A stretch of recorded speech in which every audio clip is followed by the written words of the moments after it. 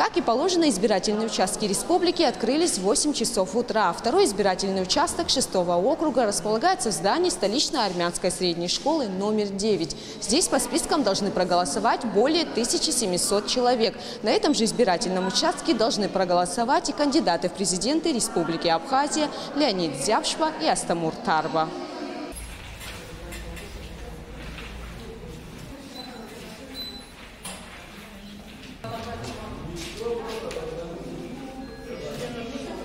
Так, я всегда хожу на выборы, всегда голосую.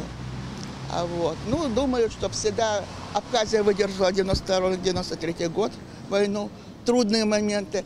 Думаю, что каждым годом должна быть Абхазия лучше и лучше и лучше. Народ достоин того правителя, кого достоин.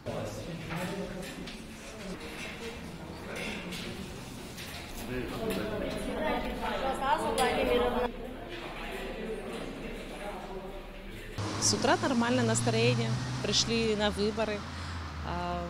Дел было с утра, конечно, немало, но решили первым долгом выполнить свой гражданский долг. Проголосовать за избранного кандидата. Желаю всем удачи, всем кандидатам, все достойные. Главное, чтобы в жизни в Абхазии было все в мир нашему народу.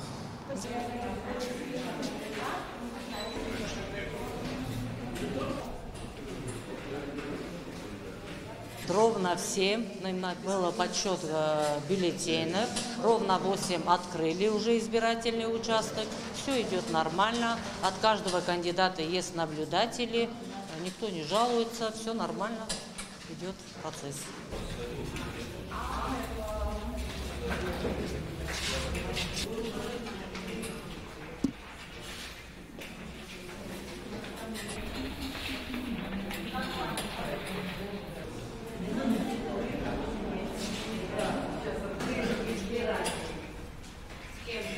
Обстановка на участке спокойная и доброжелательная. Пока что здесь немного народу. Но, по словам членов комиссии, к обеду явка избирателей увеличится. За процедурой прохождения голосования смотрите в следующих выпусках новостей.